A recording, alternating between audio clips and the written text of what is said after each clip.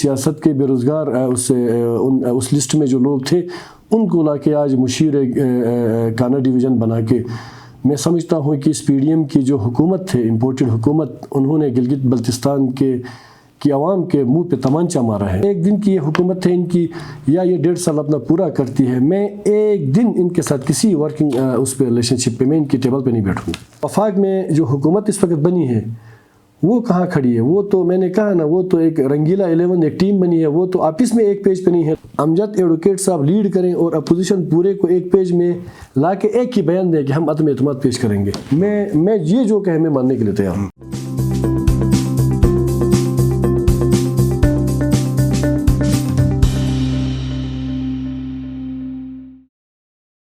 السلام علیکم، آپ دیکھ رہے ہیں IMN، میں ہوں شبیر میر۔ ناظرین، وفاق میں حکومت کی تبدیلی کے ساتھ ہی گلگت بلتستان میں عدم اعتماد کی خبروں میں کم از کم تیزی آ گئی ہے، اگر کوششوں میں نہیں بھی آئی ہے تو۔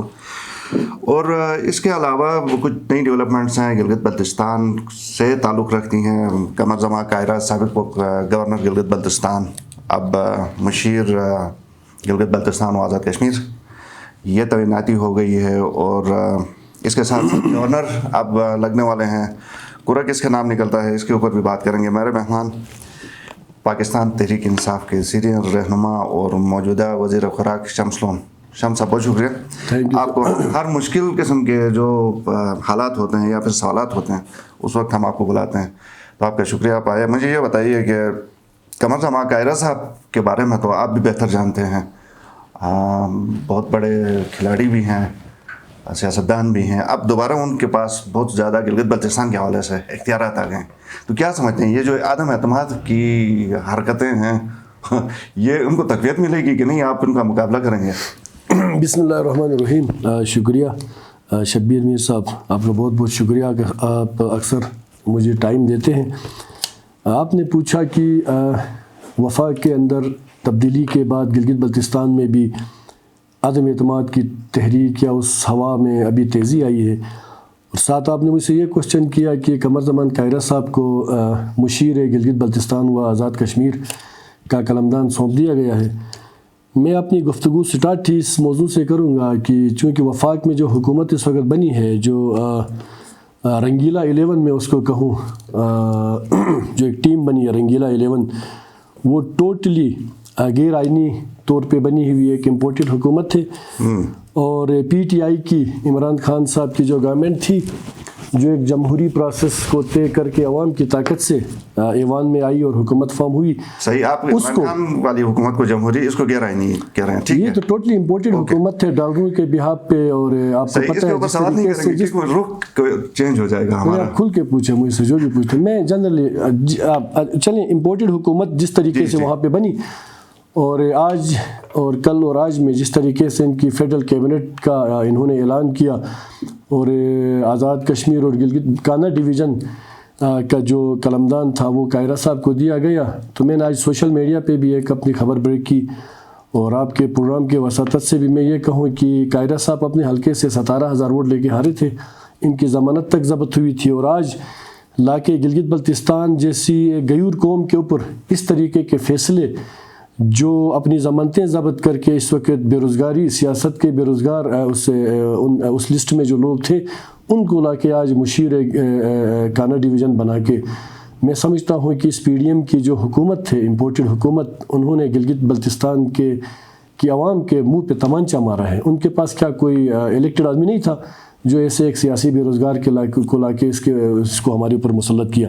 میں ذاتی طور پہ نائر کہتا ہوں کہ جب تک ہماری حکومت رہے گی GB کے اندر، میں قطعی طور پہ میں اس امور کشمیر کے ساتھ کسی قسم کا کوئی گورنمنٹ کا ڈائلاگ یا کسی قسم کی کوئی میٹنگ کے میں آپ کے ساتھ اس حکومت کی رہے گی نہیں رہے گی؟ حکومت کا چونکہ میں یہاں پہ ترجمان نہیں بیٹھا، مجھے نہیں پتا وہ انفارمیشن ہمارے جو منسٹر صاحب فتح اللہ صاحب اپنی گورنمنٹ کا بیانیہ دے سکتے۔ میں ذاتی طور پہ میں کسی صورت ایک دن کی یہ حکومت ہے ان کی یا یہ 1.5 سال اپنا پورا کرتی ہے، میں ایک دن ان کے ساتھ کسی ورکنگ اس پہ ریلیشن شپ پہ میں ان کی ٹیبل پہ نہیں بیٹھوں گا، میں ان کو تسلیم نہیں کرتا، میں تسلیم نہیں کرتا۔ صحیح، اور آپ اس حوالے سے بھی کچھ نہیں اس وقت کہنا چاہ رہے ہیں، حالانکہ آپ کہہ سکتے ہیں کہ آپ کی ورکنگ ریلیشن شپ ان کے ساتھ رہے گی یا نہیں رہے گی، کیونکہ ہم دیکھ رہے ہیں کہ صوبوں میں جس طرح کی حالات ہیں اس سے تو کوئی امید نہیں ہے کہ یہاں پر کوئی ورکنگ ریلیشن شپ رہے. 12 تو کیا سمجھتے ہیں کہ قاہرہ صاحب ان کے حوالے سے جو آپ نے کہنا تھا وہ تو آپ نے کہہ دیا، لیکن کیا سمجھتے ہیں کہ یہ جو تحریک عدم اعتماد کی خبریں ہیں یا جو کوششیں ہیں ان کو تقویت ملے گی نہیں ملے گی، یا قاہرہ صاحب کو نیوٹرل رہیں گے؟ ویسے نیوٹرل تو خان صاحب نے کہا کہ نیوٹرل نہیں رہنا چاہیے، تمہارا خیال میں دیکھیں اب قاہرہ صاحب نہیں رہیں گے؟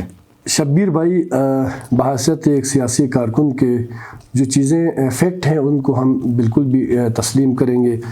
قاہرہ صاحب ضرور ایک سیاسی کارکن ہیں اور ایک منجے ہوئے سیاسی کارکن ہیں، اور گلگت بلتستان کے حوالے سے آلریڈی وہ امور کشمیر کے قلمدان پہ رہے بھی ہیں، پھر کچھ عرصہ وہ گورنر جی بی بھی رہے. تو جی بی کی جو پولیٹیکل ڈائنامک ہے، یہاں کی جو بھی یہاں پہ پولیٹیکل سیٹ اپ جو ہوتا ہے، چاہے وہ ریجنل ہو، چاہے وہ سیکٹیرین بیلنس کے اوپر کی بات ہو یا علاقائیت کے اوپر کی بات ہو، تو قاہرہ صاحب کو بڑا عبور ہے اس جی بی کی پالیٹکس کے اندر کا. لامحالہ وہ کوشش کریں گے کہ گلگت بلتستان میں بھی وہ پیسوں کے ذریعے لوگوں کا ضمیر خریدنے کی کوشش کریں گے. اس کے علاوہ تو ان کے پاس آپشن ہے نہیں. ان کی اپنی پارٹی کے ذاتی طور پہ 3 یا 4 سیٹیں اسمبلی کے اندر. تو لیکن جس طریقے سے پیپلز پارٹی کا اور زرداری صاحب کا وتیرہ رہا، اور جس طریقے سے ابھی فیڈرل کے اندر ہمارے جو چند ہماری صفوں کے اندر جو پی ٹی آئی کے ٹکٹ سے جیتی ہوئی چند کالی بیڑیں تھیں جو 20 اور 30 کروڑ میں نیلام ہو کے اپنے آپ کو بیچ دیا، تو اگر قاہرہ صاحب چاہتے ہیں کہ یہاں گلگت بلتستان آ کے اس طریقے سے لوگوں کے ضمیر خریدنے کی بات کریں تو ان کو منہ کی کھانی پڑے گی. ساتھ عدم اعتماد کی آپ نے بات کی، تو آپ نے دیکھ لیا ہوگا کچھ دن پہلے جس طریقے سے گلگت بلتستان کی پی ٹی آئی کے 23 جو ہمارے ممبران اسمبلی ہیں، اس پہ ہماری فیمیلز بھی ہیں، ہمارے ٹیکنوکریٹس بھی ہیں، اور ہمارے جو الیکٹڈ جو ہمارے ممبران ہیں، جو جن منسٹر صاحبان ہیں، پلس ان کے ساتھ سی ایم صاحب اور گورنر صاحب منوا صاحب کی رہائش گاہ پہ جس دن ہم بیٹھے تھے، تو وہ ایک اوپن اور ایک بڑا اسٹرانگ قسم کا میسیج تھا کہ جس طریقے سے آپ لوگ میڈیا میں ایک ہائپ کریٹ کرتے ہو کہ خالد خورشید کی سرکار کے پیچھے انہی کے لوگ پڑے ہوئے، تو دیکھیں تردید کر رہے ہیں اس کی. میں بالکل عنیت میں تردید کرتا ہوں، اور میں آپ کو ایک اور تردید کر رہے ہیں، اور صرف اور ساتھ ساتھ یہ جو جوڑنے کا کام ہے یہ بھی تو آپ ہی کر رہے ہیں مختلف مواقعوں پہ، اور آج تک ہی کر رہے ہیں. اس کی بھی تردید کریں گے؟ نہیں، میں تو اس کی تردید نہیں کروں گا. میری ڈیوٹی ہے وہ. میں بڑے شوق کے ساتھ جو ہے نا میں اپنے دوستوں کے گھر جایا کرتا ہوں. چھوٹی موٹی ناراضگیاں ہوتی ہیں تو ہم آپس میں تمام ایک دوسرے کے ساتھ بیٹھتے ہیں. میرا اکیلے کا یہ کام نہیں، سب سنسیئر ہو کے ایک ٹیم ورک کی شکل میں ہم آئے ہیں. ایک بات آپ کو بتاؤں، اگر کسی کے ذہن میں عدم اعتماد کا بھوت سوار ہے تو وہ احمقوں کی جنت میں رہتا ہے. خالد خورشید کے ساتھ پوری اس کی 22 رکنی جو پارلیمانی ٹیم ہے وہ ان کے ساتھ کنکریٹڈ ہے، اور ظاہر اپوزیشن تو چاہے گی کہ ہم کمزور پڑ جائیں، لیکن انشاءاللہ ہم مضبوط. یاران کارپوریشن پورے گلگت بلتستان میں کام کرتا ہے. اس کے ڈسٹریبیوٹرز ایک نیٹ ورک ہے. Over 200 distributor all over northern areas ہمارے ہیں، اور ہم کنٹینیوس سپلائز دیتے ہیں. یہ ایک سکسیسفل ماڈل تھا، اور for the first time northern areas میں ہم نے یہ امپلیمنٹ کیا. اس ماڈل کو سکسیس دیکھ کے، اس کے ریٹرنز کو، اس کے بینیفٹس کو دیکھ کے یہ ماڈل ریپلیکیٹ ہوا rest of the country. We have 8 warehouses in this Yaran zone. We do primary orders from the companies, and their product comes to our warehouses, and we further distribute these products to different areas of the whole GB. بہت سارے youth کو ہم نے یہاں پہ engage کیا as interns, اور یہاں پہ ایکسپیرینس گین کرنے کے بعد چاہے وہ سپلائی چین مینجمنٹ ہو، فائنانس ہو، مارکیٹنگ ہو. And today I am proud to say that we have employed over 86 youth with us. Karakoram bank کا ایک سگنیفیکنٹ کنٹریبیوشن تھا ہمارے بزنس کے اسٹارٹ میں، and I am really grateful. اور no doubt Qaraqqaram Bank has played a significant role in growing, in supporting northern areas economy.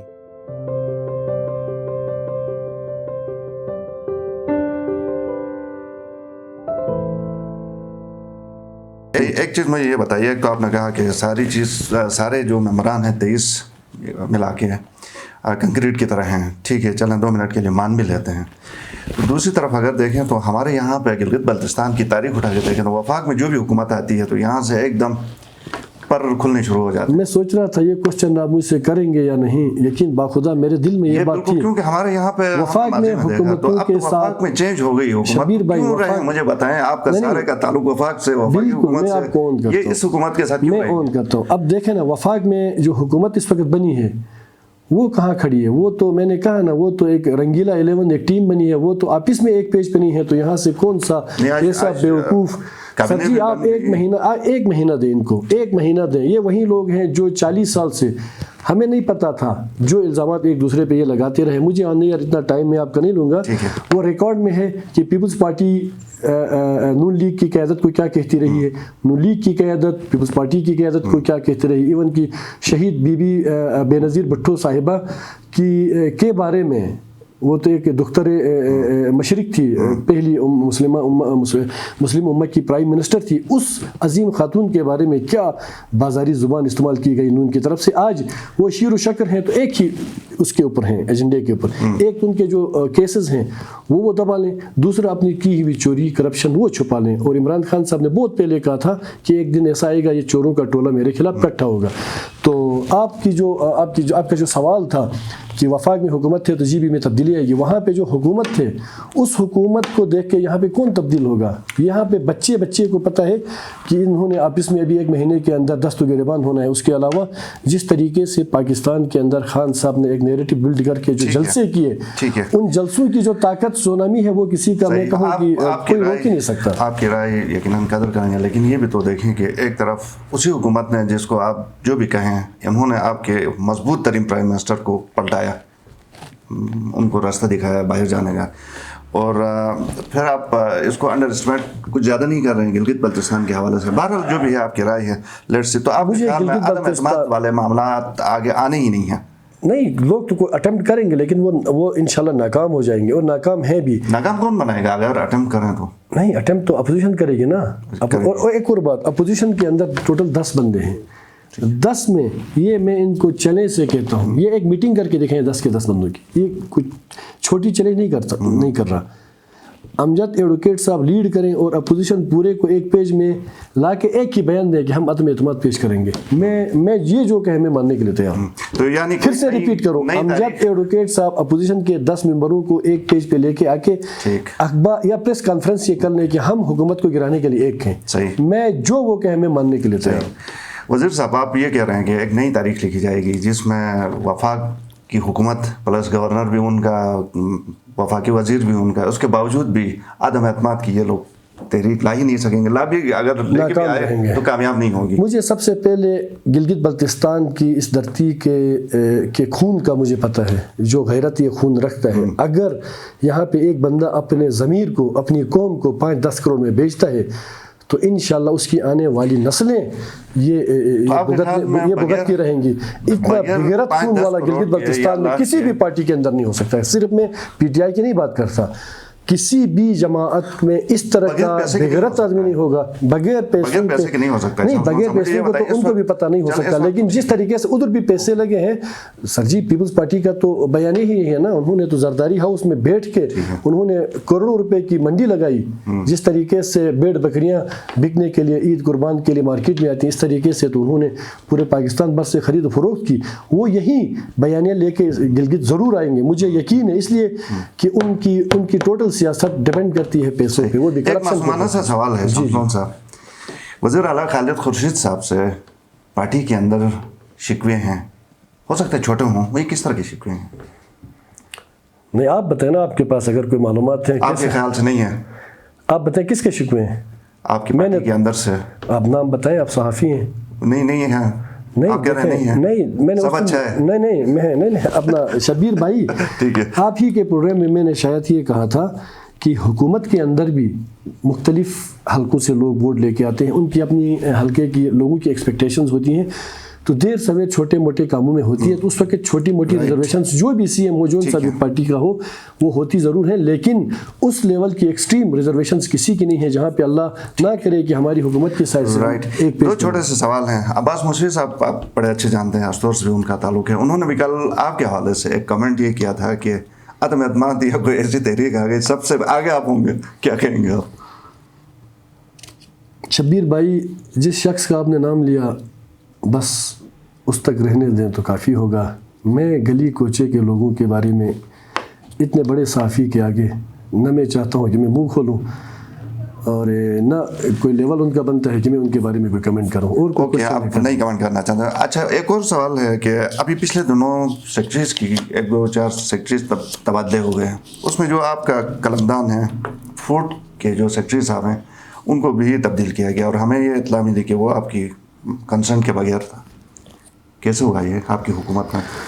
नहीं, ऐसा नहीं था। मुझे सीएम साहब ने ज़रूर कहा था कि हम कुछ सेक्रेटरीज की पोस्टिंग कर रहे हैं, तो हो सकता है फूड सेक्रेटरी की भी पोस्टिंग कर लें। तो मैंने कहा जो सा सेक्रेटरी आप मुनासिब समझते हैं, मुझे कोई ऑब्जेक्शन नहीं है। तो सफदर साहब जो है ना वो अच्छा, फूड आए कंसर्न से हुआ है ये सारा? नहीं, मैंने कोई सफदर साहब का नाम नहीं लिया था। इवन मैंने ये भी नहीं कहा था कि मोमिन जान साहब जो है ना उनको पोस्ट आउट करें। मुझे जनरली सीएम साहब ने बुला के कहा था कि हम 3-4 सेक्रेटरीज़ की जो है ना हम पोस्टिंग करने लगे हैं, तो हो सकता है आपके फूड सेक्रेटरी को भी हम पोस्ट करें। तो आगे से उन्होंने जो पूछा तो मैंने कहा जोन साहब भी आपका दिल करे मुझे सेक्रेटरी दे दें। बहुत शुक्रिया शमशान साहब, आपका शुक्रिया। आप अक्सर मुश्किल वक्त में हमारे दस्तयाब होते हैं, जैसे मैंने शुरू में कहा था। बहुत शुक्रिया। नाज़रीन, प्रोग्राम देखने का शुक्रिया। इजाज़त दीजिए। अल्लाह हाफ़िज़।